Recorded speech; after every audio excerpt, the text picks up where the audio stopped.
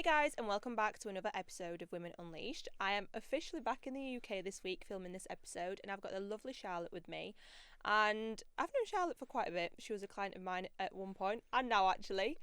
And she's been through quite a hard time herself, and I thought that I wanted her to share her story with you guys, because I think it would maybe possibly relate to some of you, and it might help some of you out there as well. So welcome, Charlotte. Thank you for coming on. Thank you for having me. And you're my absolute pleasure. So do you want to tell us a little bit about yourself? Yeah, so obviously, I don't know, I think you've already said, I'm 23. Obviously, growing up, I've had quite a very difficult time. I've had some traumatic experiences, if you put it in yourself. I've been through a lot of mental health issues myself, and I've been diagnosed with quite a lot of issues as well.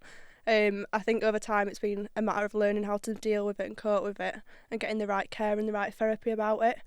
100%. It has been a really tough time, to be fair, because it's a matter of figuring out what the difficulties are and how to identify what the differences are. Yeah. And how to kind of get through them as well. Yeah, and they found it quite not different, it's difficult as such, because there's a lot of mental health issues that relate to each other. Yeah. And picking out individually which one's which, I think it's been quite hard. But finally got my diagnosis. That's very good. Yeah. Do you want to talk about that now or at the end? I don't mind, whenever you're ready. Go on, what's the diagnosis? So I got diagnosed with complex PTSD last year, which is probably the hardest one to deal with out of them all. Yeah. I've got depression, anxiety, and I've also been diagnosed with ADHD. Okay, so that's a lot to kind of process at once, isn't it? They're all quite very intense, emotion-based problems that you've got there, but they all stem to kind of what's happened in the past, right? Yeah, definitely. Do you want to talk us through, and I know before anybody makes a comment about this, Charlotte is willingly happy to talk about this, aren't you? I'm not more just than happy. forcing her to come and talk about this. So do you want to kind of talk us through, like, what was the first ever thing that kind of triggered you that was really traumatic for you, and what age was you? So I'll give you a trigger warning, because it is obviously quite a nasty topic. Explicit. But yeah. When I was 15, I was working in a bar. Obviously, I'm not going to disclose what bar it was, etc. No. But I got quite friendly with one of the gentlemen there. I was 15, he was 23 at the time. Yeah. We ended up developing a sort of relationship as such, and I relied on him because he was an older male. Yeah. I thought I looked up to him because he was becoming a manager. And we sort of developed this really secure relationship, which it is weird because I was 15 and he was 23. We used to go out for walks and stuff. We used to see each other quite regularly. Yeah. It'd be a matter of I'd be at home, he'd be Snapchatting me. Yeah. I'd be talking to him non-stop. And then there was a couple of instances where he was like, do you want to come round? And I was like, no, sorry, not this time. Yeah. He dragged me, not physically dragged me, but he's like, come, just persistently said, will you come? So it got to a point where I was like, okay, I'll meet you. Yeah. One time we went on a walk down the canal, lovely walk, no issues, but it was 2:00 in the morning. Oh. Where's the red flags there, Charlotte? Yeah. Mum and Dad didn't know where I was. No, you were 15, of course, you were young. I'd got out through the window as well, so I'd climb. My mum and dad still don't know this to this day. Let's hope they Sorry, Mum. Let's hope they don't listen to this podcast. Yeah. I climbed out the window because where my bedroom was, my window was like on top of the conservatory. I went over the conservatory, over the fence, and out. Did you fall out? Or did you actually just climb out? No, I'm like a ninja. Oh, okay, climbing out the window. Yeah. So you went on the walk down the canal at 2 a.m. Yeah, and then that was like I thought he was the one. I genuinely thought he was the most beautiful man in this world, and I was never going to meet anything like it. So I went back home, and then about a week later, I'd come on my period. Explicit, I know, I'm sorry. He said, will you meet me again? So I was like, I'm sorry, I don't want to. Yeah. I know that you're going to want me to, and I know what you're going to want from me, but I'm not willing to do it. Yeah. So he was like, please. I was like, okay, I'll come. I said, fine. I said, but I'm not doing anything with you. Obviously, fast forward time. We got into a situation where he was playing the Drake album at the time. Yeah. So I cannot listen to that album ever. And I was just sat on his bed, and then it ended up obviously progressing where I got raped, basically. How you put it nicely. Straight to the point. Yeah. It was like a really nasty experience from what I had. He was forceful. He had no consideration. And you said no. Yeah. And he carried on. He proceeded to. Yeah, and they obviously talk about, I don't know if you've heard it before, but when it comes to rape and sexual experiences, there's the different ways of dealing with it. Yeah. You can freeze, you can fly, you can fight. I froze, so I don't remember any of the situation. It's like your body's gone into like, fight or flight kind of, and it blocks out everything that happened at the time because you were in so much shock, I guess. Yeah. Right? Yeah. And your brain just chose to kind of wipe that clean and not remember that because it wasn't a pleasurable experience. Yeah. Like, it was, when I say it was probably, well, it was the worst thing that happened to me. It obviously was. Yeah. I think there's a lot of women that experience stuff like this, a lot of nasty stuff, a lot of violence. Yeah. It's the same the other way around. Men get violence as well. Yeah, of course. But the sexual element of it, it's just something that you can never get your head around. No.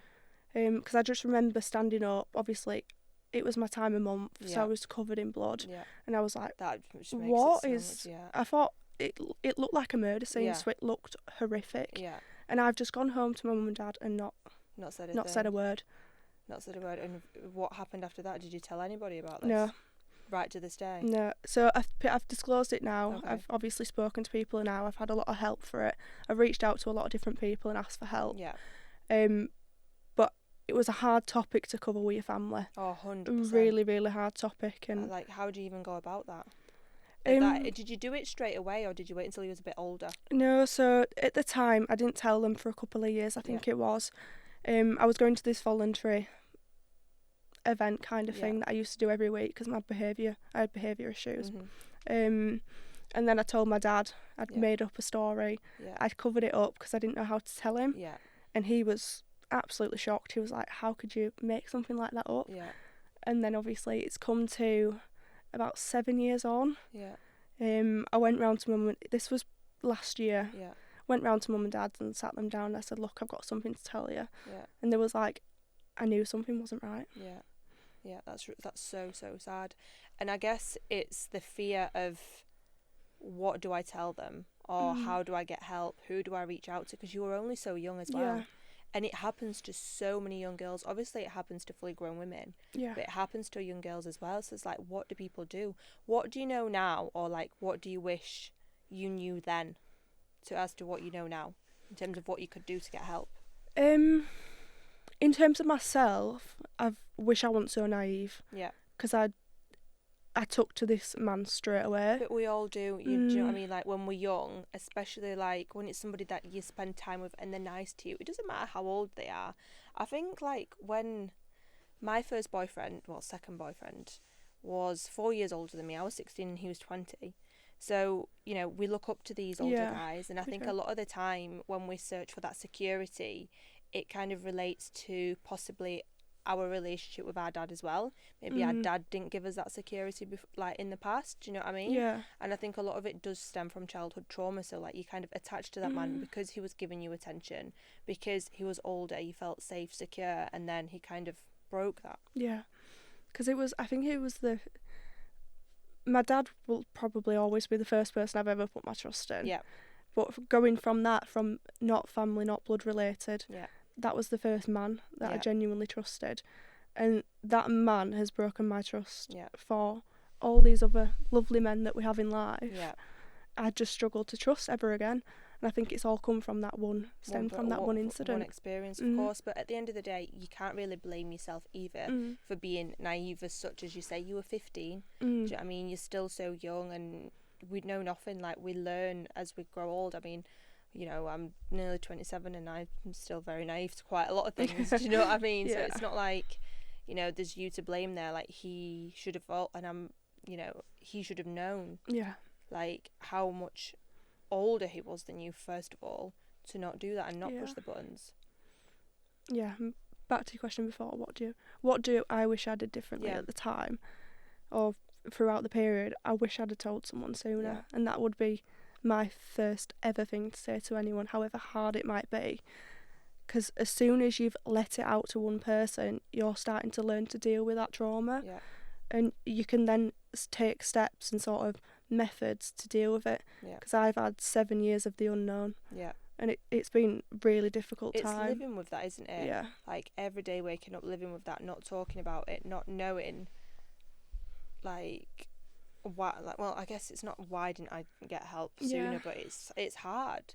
Do you know what I mean? Like, I can imagine you felt all sorts of emotions, from scared to embarrassed to whatever else, you know? I think a lot of it comes down to self-blaming. Yeah. Like I said I'm naive. I still think it to this day. It's I don't think solely it's my fault. Yeah. But I look back at a lot of things like, what could I have done differently? And you just try piece everything together as to how you ended up getting in that situation in the first place. Would it have been different if I did this different, for example? Yeah. And it's self-blame, but you should never blame yourself in a situation like this, for sure. Do you know what I mean? Like, you sat there and you said no, and he chose to kind of still do that. So I'm really sorry. That's so sad. Yeah. But you are working through it now, right? Yeah. That's good. I'm in a great place. Good. To be fair, compared to where I was. Did you go through therapy or anything like that? So, obviously this is not a promotion in the slightest, but I went through the BetterHelp. Yeah. So I tried doctors. Doctors I didn't find helpful at all. Yeah, no, they're not. I tried private therapy. I didn't find that helpful. It's a different kind of private therapy, the one I went for. But the BetterHelp, it was this woman, I can't even remember her name now, she's gone out of me, I think it's Michelle. Yeah. I spoke to her once a week. Yeah. She made me do so many different things. Yeah. She spoke to me and listened to me, and it was honestly amazing. Yeah. It's the best thing I ever did. Yeah. Genuinely. Are you still doing therapy now? Yeah, I still do a little bit, yeah. It's good to keep it up, I think. I feel like therapy, like, people think it's just you sit there and you talk to a therapist. Yeah. It's a lot more than that. Like, it is. You know, I've been through therapy, and we've done, like, loads of different techniques and working on your inner child, and you know, your traumas, your relationship with your parents, that sort of thing. And a lot of it is, like I said, linked to your childhood and the traumas that you have had throughout teenage years or younger years as well. So that was one story. Go on. There's more. So, how old was I now? I think I was 17. So not long after then, a couple of years after. Yeah, a couple of years after. I had a really good relationship with most of my family, my grandma, my granddad, my nana. There was a night when I was at home. I think I was meant to be going to college the next day. Yeah. And my mum's tried to ring my grandma. She's not answered the phone. This one makes me really sad.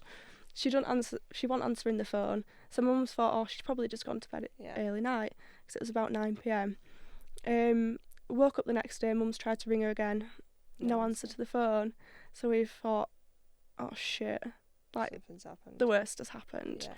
Yeah. So mum said, I'm going round to your grandma's house. Yeah.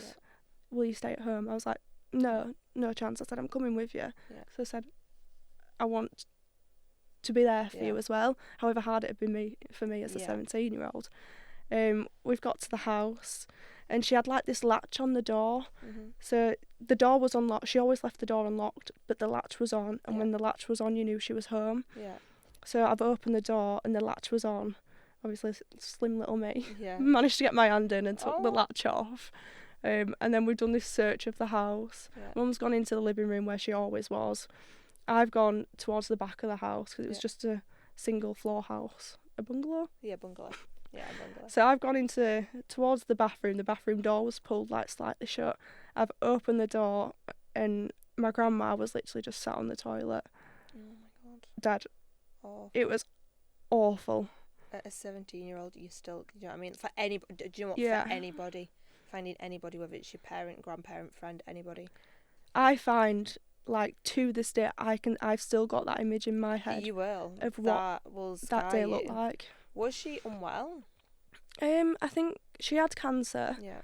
But she wasn't, like, on her way out as such. Yeah.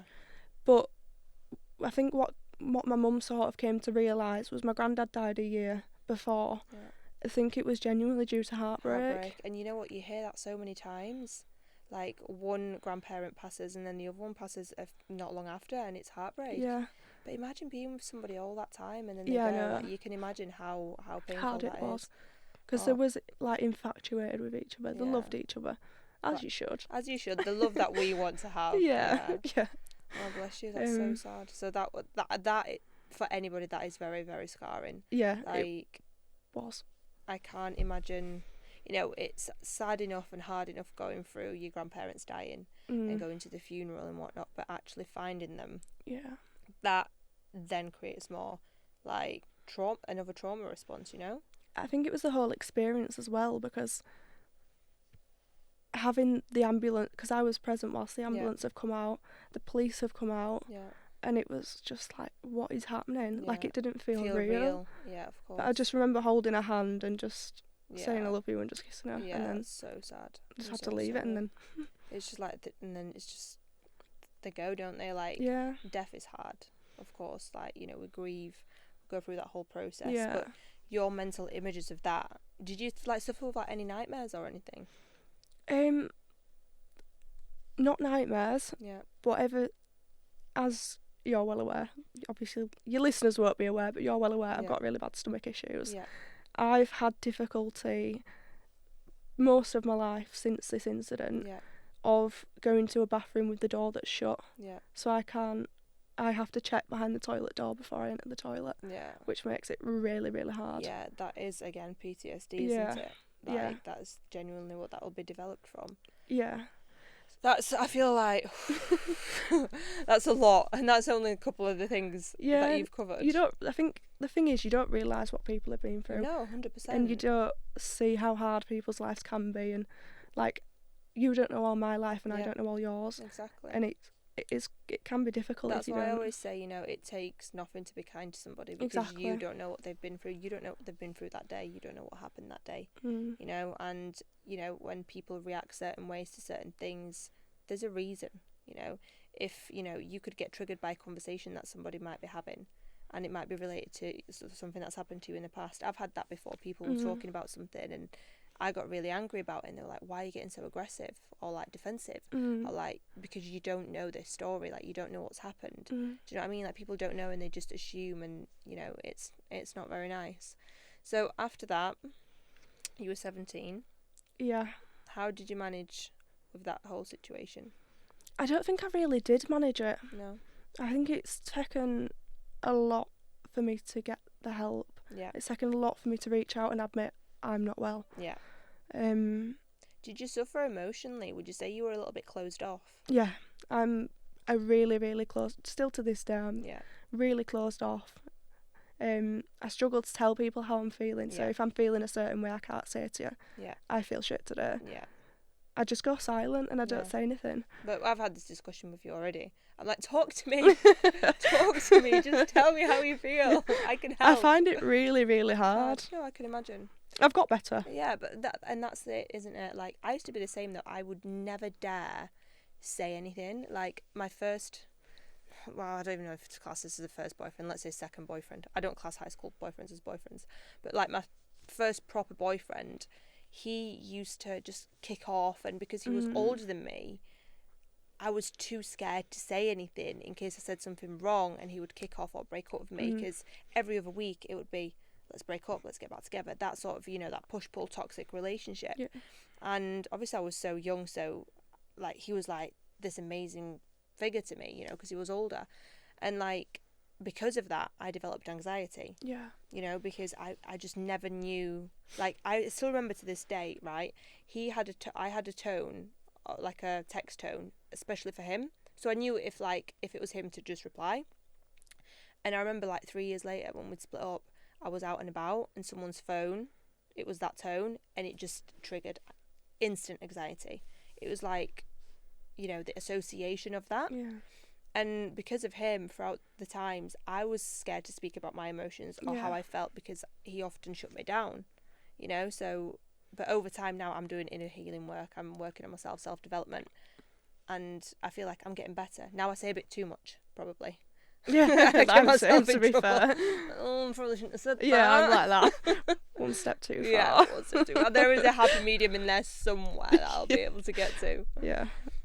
So after that, after the age of 17, I think I started experiencing some sort of very low moods. Yeah. Like I had low moods growing up, and we never knew why. My family could never put a finger on it. Yeah. Because my mum and dad have been really good parents. Yeah. We've been all over the world. We lived in New Zealand, But I think as I've developed, obviously as you grow up and obviously getting all these issues, I just didn't know what was wrong with me and why I was feeling a certain way. And now I finally coming to realise what it is and what is wrong with me. What would you feel like day to day? Miserable. Yeah. Like shit. Would you struggle getting up in the morning? Yeah, I'd just want to argue with anyone, and you're quite. I was a really feisty. A bit of aggression, but would you say that was just a lot of anger in you? Yeah, I would. Yeah. A lot of anger from kind of obviously what's happened in the past with both situations. Actually. Yeah. You know, just you have a lot of frustration, a lot of anger inside of you that's just been building up over the last however many years. I think it's been so much of the unknown. Yeah. Like being undiagnosed for so long, it's dangerous. Yeah, of course it is. It genuinely is dangerous because I've not had the right help. Yeah. I've been told things and told you should do this, and it's all been incorrect information because no one actually knew. Yeah, that's really, really sad. And when did you kind of start to feel better? God, it was, I can't say this, probably mid last year. Okay. Which is crazy because it's not that long, is it? Well, it is.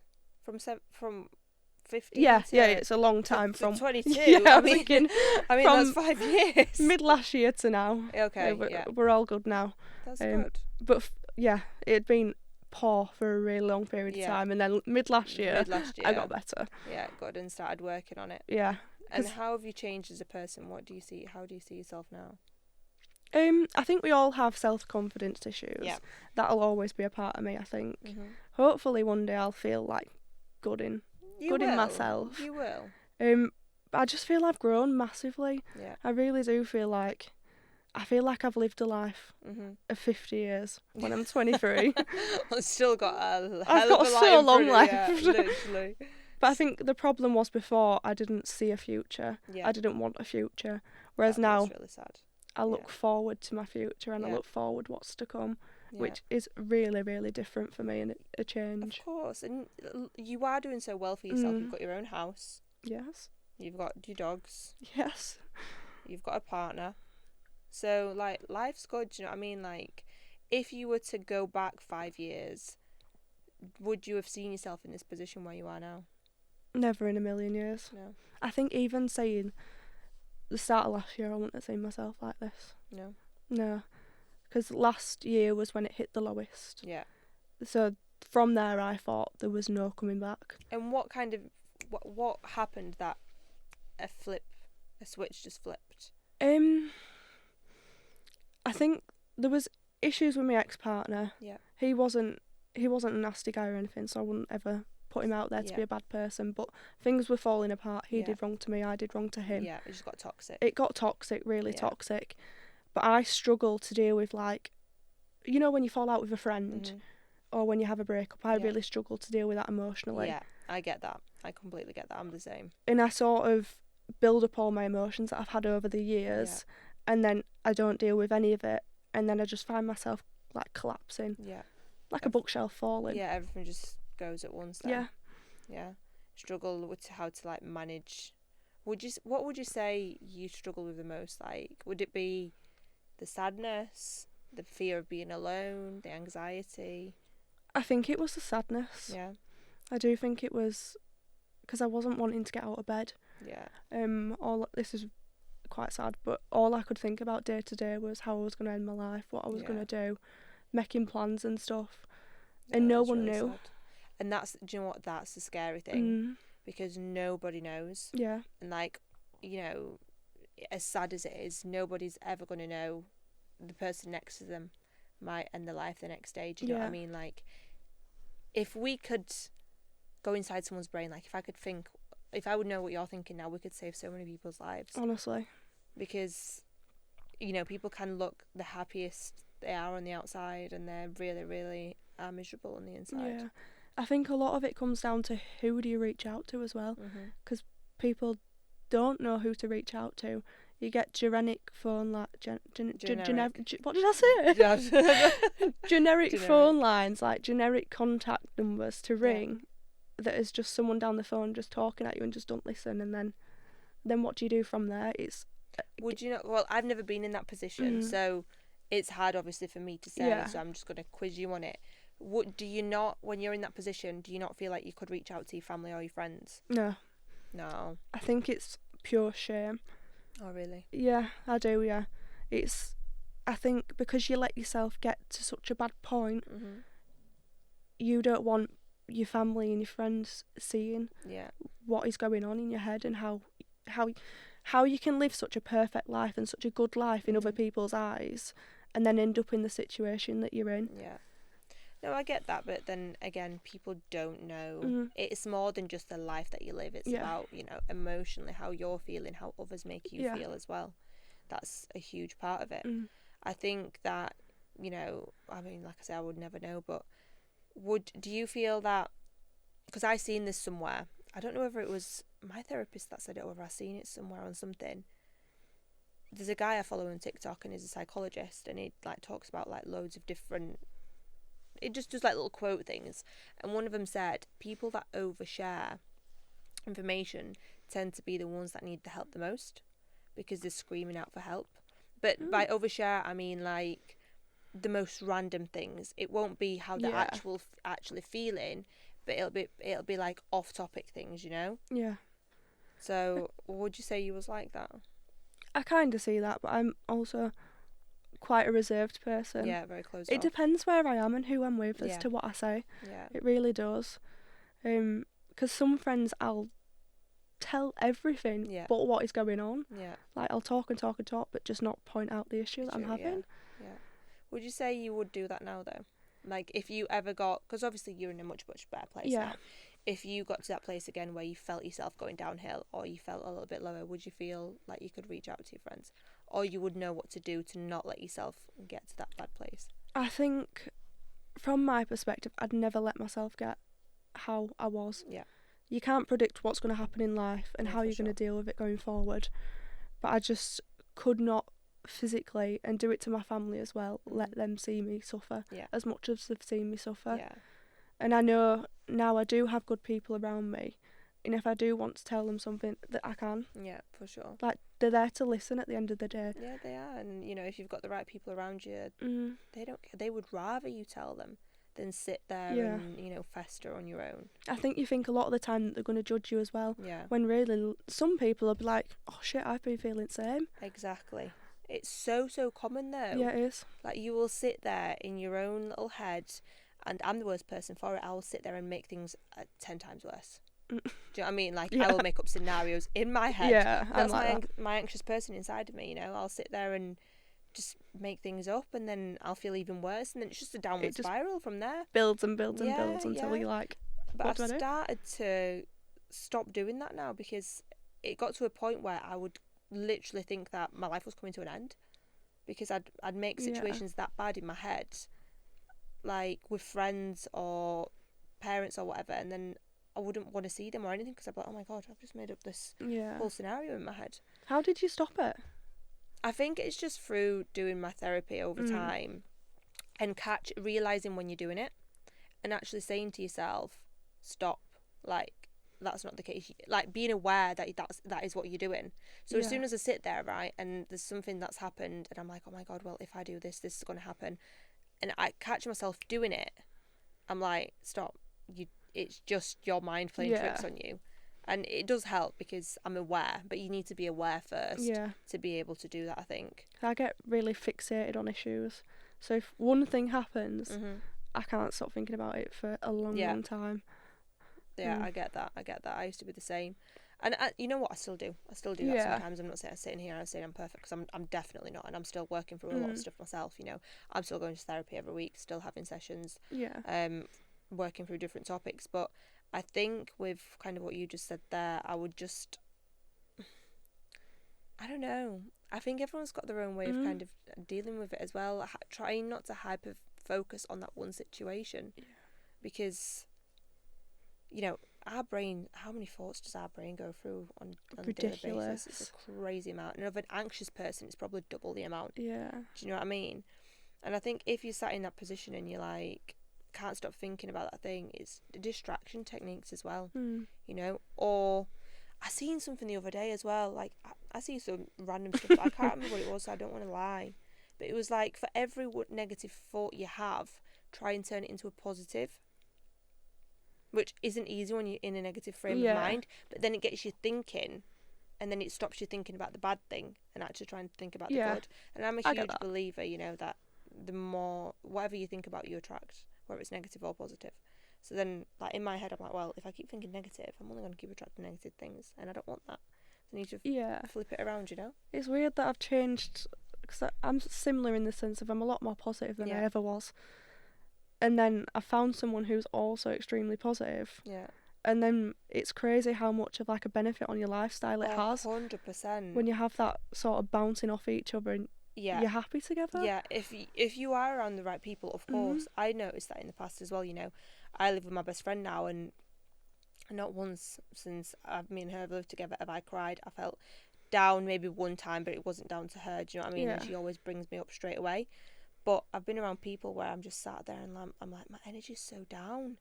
And I always say, you know, if you feel like that around people, don't hang around with them, because they're no good for you. Yeah. Like, you want people that bring your energy up and that make you feel good.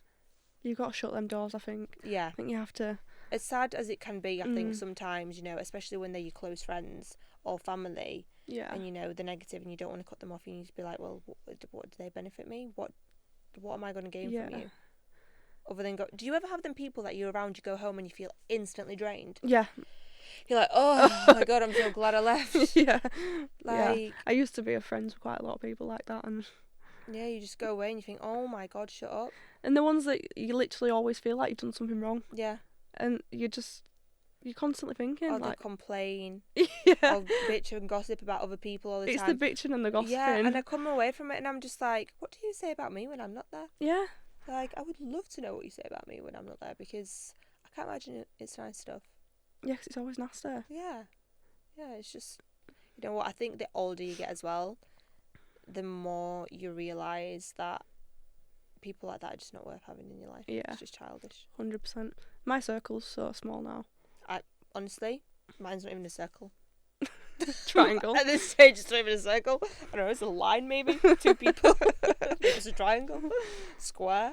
But it's definitely not a bloody circle. But then, much better than having a load of fake friends, exactly. Isn't it? And I've made huge changes this year. Like, I used to be very naive up until, you know, our frontal lobe doesn't develop till we're 25. I've said this on a different podcast before, right? So you've still got time for your frontal lobe to develop. But once that develops, you're fine. But where was I going with this? Friends, frontal lobe. Frontal lobe 25. I think that threw me off, because I was like, well, I've never heard this before. Have you not? No, never. Yeah, your frontal lobe develops fully by the age of 25. So that's like when men mature as well, when the frontal lobe develops. But anyway, I don't know where I was going with that, because Dom's got brain fog. She's clearly ate some gluten at some point. Talking about a line and then a line of people, a circle. I don't know. But what I was going to kind of ask you, going back to what we were speaking about before. Yeah. What's your relationship like with men now? Did you have a stage where you felt scared and you felt like disgusted by them and you didn't want to be around them, or was it quite the opposite, where you felt like you needed to be around them for comfort? I think it was the more stay away from me. Yeah. I like men.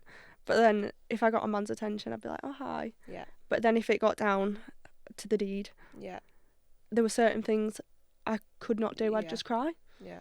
And when you get into a relationship, obviously, you start telling them how you feel, the things you like, you don't like. It was at a point where I had to tell them, don't touch my neck. Yeah.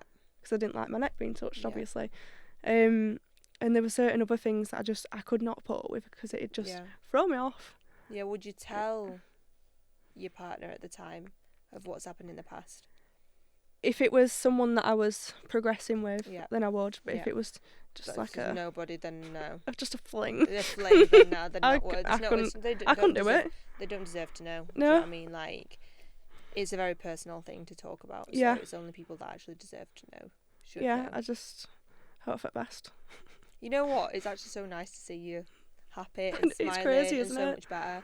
Yeah, because like I've known you for a couple of years now, and Like this It's been time like that. last year or the year before that, whenever that was, like, yeah, you were up and you were down, Honestly. and you know what? There's nothing wrong with that. You know, you're healing. Yeah. Life's always up and down. Healing's very much so up and down. But seeing how you are now, you're just glowing and you're happy. Yeah. And, you know, you're going to work. You've got a boyfriend. You've got your own house. Like, you're doing so well for yourself. It's just a massive change from, like I say, what I ever expected. Yeah. I just didn't see myself being here a year ago. I didn't see myself being alive a year ago. Yeah, that's really sad. So being in the position I'm in, it shows that you can do it. Like, anyone can do it. 100%. With the right people around you, the right help. Yeah. You can do it. If there was one piece of advice that you would give the listeners, or people like, I don't know.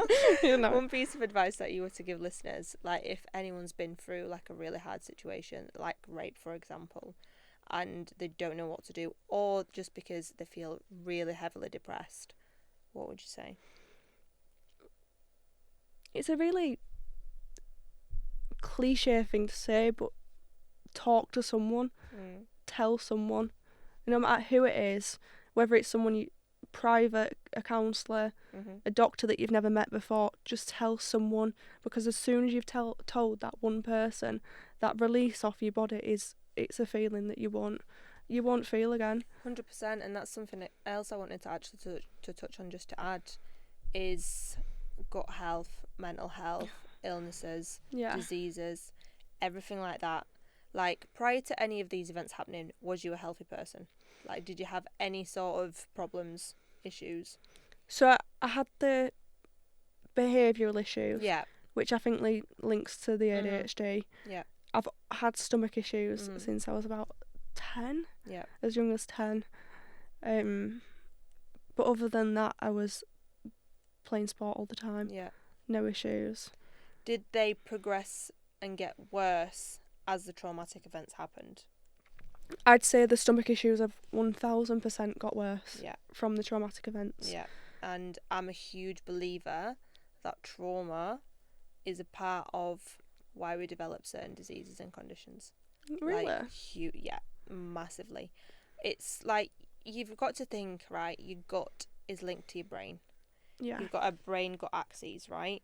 So a lot of people that suffer with anxiety or depression, for example, tend to have SIBO, so intestinal overgrowth. Okay, it's like that with a lot of other diseases as well. When it comes to like my thyroid as well, it links to gut health problems. So I think whether it's trauma as a kid or whether it's trauma as you're growing up, it then shows up as an illness later down the line.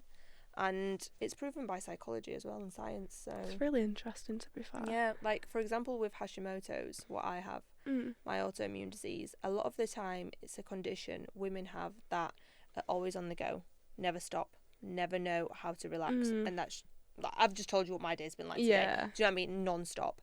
And where it kind of stems down to is where a major event happens when you're younger, around 5, 6, 7, of a huge loss. Okay, so when, like, as a child you have a huge loss and it massively affects you, it then affects your thyroid so many years later. It's really and it's so crazy. Yeah, my therapist was telling me about this. You know, it's all about, you know, your, not just your health and your mental health and that side of things, but it's actually looking at, you know, your neuroscience of your body and how everything else works like that, and, you know, your functional medicine, your holistic side of things, and it's all like linked into one. And the psychology of it is mental. I'd love to have like a full assessment. Yeah. You know, obviously I've had my mental health assessments. I'd just love a checkup. A checkup. A life checkup. Yeah. Do you know what I mean? Yeah. And someone could say, yeah, this is what's wrong with you, this is what's wrong with you, this is what's wrong with you. I'd be like, I do think you would need a GI 360, like a gut test, like a 3-day comprehensive gut test. Yeah. I had one of them done, and I think that would tell you so many answers in terms of what's going on inside your stomach. Just need stomach. Yeah, I think it would. I think whether it's inflammation, whether it's whether it's bacteria, parasites, whatever it is, like, there is something there causing you all 100%. These issues. Because you don't just become... Charlotte's got a list of foods that she cannot eat. And the list, you know what, it's easier to say what she can eat. Rice and turkey. Yeah, that's all she likes. Rice, turkey, potato and steak. Because I do a diet plan, okay? But, like, we don't just develop allergies and intolerances out of nowhere. Do you know what I mean? Like, there's something causing it. Yeah. All my life, I could eat gluten and dairy, and now I can't. And now I'm allergic to it. You know, I'm celiac now. Yeah. Which is mental. That is crazy. All my life I've been fine. And then since I've got my Hashimoto's, things have just progressively got worse, and one thing led to another. So I think with yourself as well, I think if you work on the traumas, you work on your gut health and everything, you can kind of reverse it, and you will be able to eat other things again. I think obviously I'm in a good place now. Yeah. So it's upwards from here, do you know what I mean? But with the stomach issues, I find they are something that bring me down quite a lot. Yeah, 100%. And in women, we don't talk about it much. We don't want to talk about our gut health. Yeah. If a woman needs a shit, it can be shameful, can't it? put it blunt. I mean, women go for a shit as well. Yeah. We shit glitter, obviously. Yeah, duh. But when you're discussing it, like, if you're talking to a man about it, it's like grow up. Sorry, you just went for a shit 2 minutes ago. Yeah, so when they find out you're going for 8 or 10 shits a day, they're like, what? I mean, I would love to go 8 to 10 times. No, honestly. I would love to. I'd be skinny. Well, it's not worked for me yet. No, so you get I got really embarrassed telling anyone about it. I've never told anyone about my stomach issues, but my mum and dad. The thing is, when you say gut health, it doesn't mean you have the shits Yeah. necessarily. Do you know what I mean? Like, it could be anything with gut health. It could be that you're constipated. It could be that you get bloated. It could be that you have stomach pains. You know, it could be anything. How are we talking about shit? We were talking about trauma. He's going to be sitting there thinking, what the fuck are they talking about? I need a drink. You know what? It's funny. It's a progressive podcast, okay? It's relatable. It is. It's relatable, going from one thing to another. It's life. Yeah, it's life. You know, it has its ups and downs. It has its really funny moments. It has its serious moments, just like this podcast. Like my mood. Yeah, this podcast is my exactly. mood. Would you say your mood's stabilised, though? A lot better. Than what you used Pretty to be? much. I do get the odd day where my off switch. Yeah, I'm but... like, I mean, talk. we're females again. We have a 28-day cycle. Like, yeah, we are very hormonal, very emotional as well, so it's bound to happen. But most of the time, I'm alright. Yeah, I really am. Good. Um, Happy to see you on the other end, and all well. Is there anything else that you want to add for the listeners? Or are you quite no, happy? not I can think of. Just talk, speak up. Yeah, and there's a lot of people to reach out to. There's a lot of different crisis lines. I know they're not all useful, but there is some really useful ones. Even men that struggle. There's a lot of people that are willing to listen and would rather help you than see you on the other side. Oh, 100%. And I think you've got to think, like, you're not alone. There are so many people that are going through the same thing. Yeah. There are so many people that are probably feeling exactly what you're feeling. Yeah. So there's no need to be ashamed of it. We're only human. And we all experience our bad days and moments, you know. And the sooner you can click onto it and figure out what it is, the sooner you can get help. Yeah, and the sooner you'll be happier in life. Yeah, exactly. And you'll be walking around all happy on the other side. Yeah.